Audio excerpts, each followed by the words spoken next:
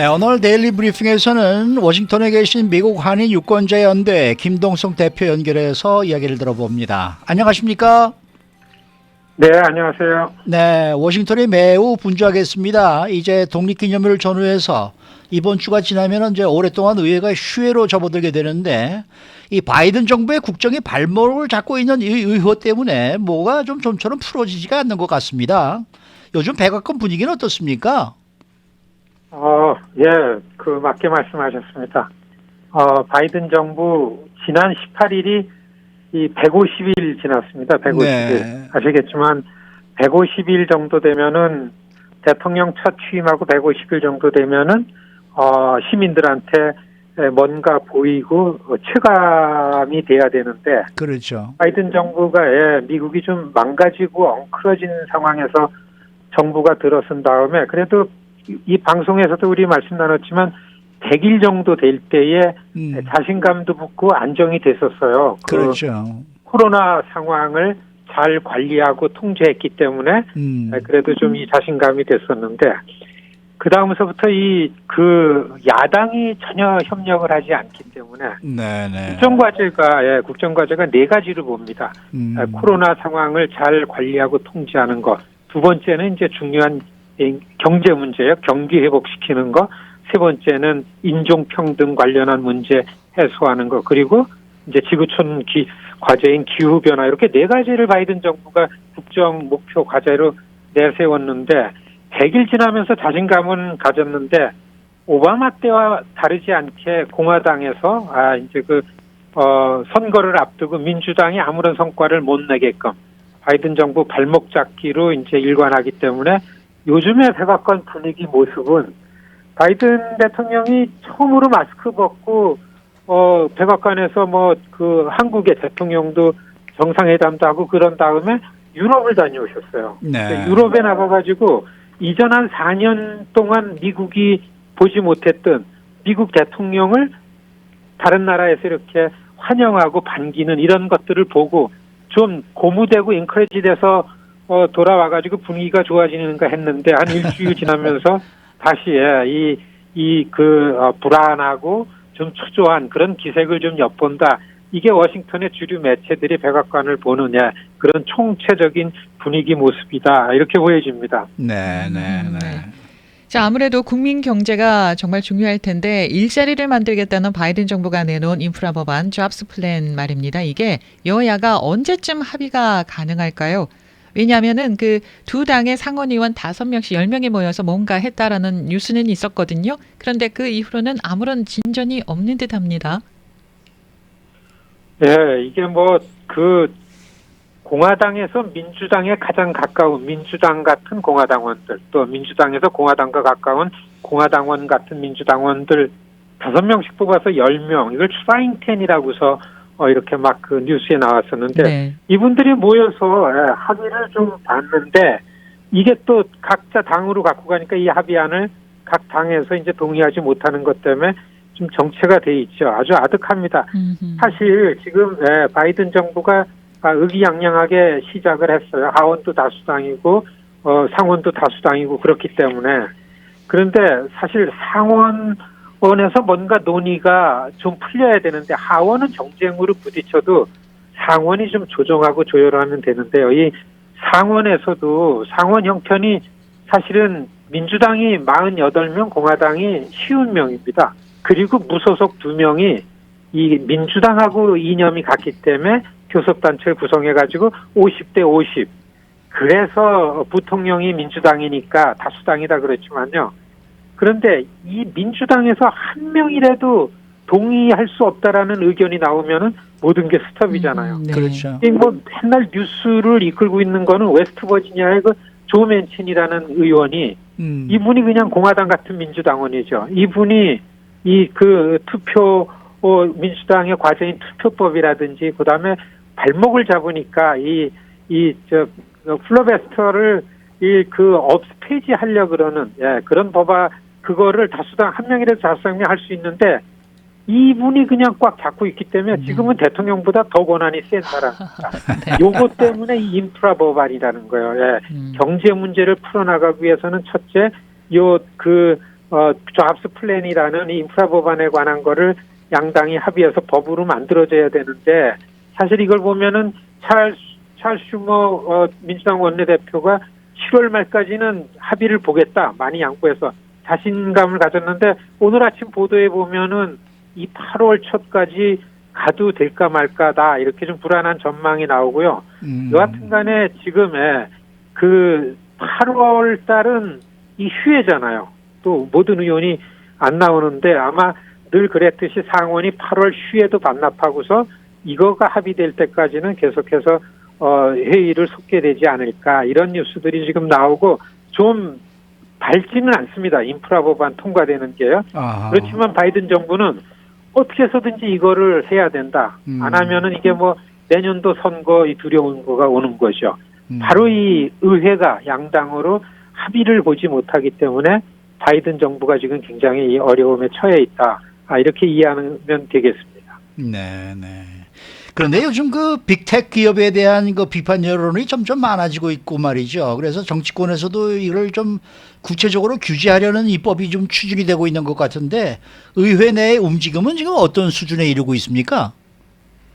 그렇죠. 지금 의회가 지금 설명드린 것처럼 양당이 너무 정파적으로 싸운다 그러는데 꼭 두 가지가 초당적으로 합의가 되는 게 있습니다. 하나는 뭐 우리 다 알고 있듯이 중국이 너무 부상을 했다. 그래서 좀 반중국적인 입장을 갖는 거에 있어서는 외교안보 차원에서는 아주 초당적입니다. 네네. 그다음에 두 번째는 이 빅테크라고 빅테크. 지금 일컬어지는 네 개의 이 그 큰 기업 아마존, 구글, 페이스북, 애플 네. 이 네 가지 기업이 이 미국 아니면 어떻게 보면 전 세계의 이 그 흐름을 좌지우지하고 있다라는 거에 대해서 좀 두려운 생각을 좀 갖게 됐죠. 그래서 이 소셜 미디어의 이 플랫폼이라는 거를 통해 가지고 이 네 개의 기업이 모든 걸 장악하고 있는 거에 관해서 정치권이 이게 독점을 막고 그다음에 크고 작은 기업들이 나와서 서로 경쟁을 원활하게 해야 되는데 이게 경쟁을 서로 합의를 해가지고서 독과점 반경쟁 체제를 이루기 때문에 이 경쟁을 막는 거와 독점을 막는 법안을 오늘 이 법사위원회 하원 법사위원회 반독점 소위원회에서 오늘 아마 이 규제 법안에 대해서 표결을 합니다. 네. 이거에 대해서 지금 사실 우리 눈하고는 다르게 워싱턴 내에는 가장 이 관심이 집중돼 있는 부분이죠. 이게 사실은 지난 6월 15일 날서부터 이 니나 칸이라는 그 아프가니스탄계 이민자의 딸인데 32살입니다. 이분이 한국 같으면 금방 이해가 가시는데 공정거래위원장으로 임명을 받았어요. 그렇죠. 네, 이 소비자를 위하고 이런 대기업들이 갖고 있는 이런 지배구조 같은 거에 대해서 계속해서 반대 목소리를 이어오던 그래서 리사 워렌하고서 계속 어떻게 해서든지 빅테크라는 네 개 기업이 이 전체 사회 경제를 독점하고 있는 이거를 깨야 된다라는 거를 합의해온 이 32살 된 이 콜롬비아 대학교의 법대 부교수하는 분이 이 공정거래위원장이 된 지 이제 며칠 안 되는데 벌써 여야가 초당적으로 이 빅테크라는 네 개의 기업의 반독점, 반경쟁 법안을 구체적으로 추진하고 있습니다. 이 부분은 그 법으로다가 어렵지 않게 통과가 되고요. 왜냐하면 공화당에서는 아시겠지만은 이 페이스북이라든지 이 애플 같은 온라인 애플리케이션 이 소셜 미디어에 엄청나게 당했잖아요. 공화당은. 네. 이걸 해시태그를 못하게 한다든지 등록을 막고 이런 거에 대해서 이걸 가만히 있으면 안 되겠다 그렇게 하고 그다음에 민주당 쪽에서는 큰 기업이 사회 전체를 독점하고 주도하고 이렇게 지배해 나가는 거에 대해서 반대 여론이 있고 하기 때문에 요 두 가지 측면에서 공화 민주당이 서로 초당적으로 이 빅테크에 대한 법안은 통과시킬 거다. 그런데 제가 이거를 좀 이렇게 설명드리는 건요. 사실 지금 미국 정치권의 갑작스럽게 가장 큰 뉴스고서 가장 큰 관심거리가 아시겠지만은 아마존의 이 아나무인격인 기업 경영이 있잖아요. 네네. 이런 것들에 대해서 그냥 소가리만 알지 이 소비자들이 어떻게 할 수 있는 부분이 없기 때문에 정치권에서 법으로 규제하면서 시민들, 소비자들의 일반 그 일상을 좀 보호해야 되는 거 아니냐라는 부분에서 미국의 이 주류 오피니언 리더들이나 아니면 이 주류 미디어의 아주 초미의 관심거리가 되고 있습니다. 오늘 지나면은 뉴스가 좀 나올 것 같습니다. 아하, 네. 예.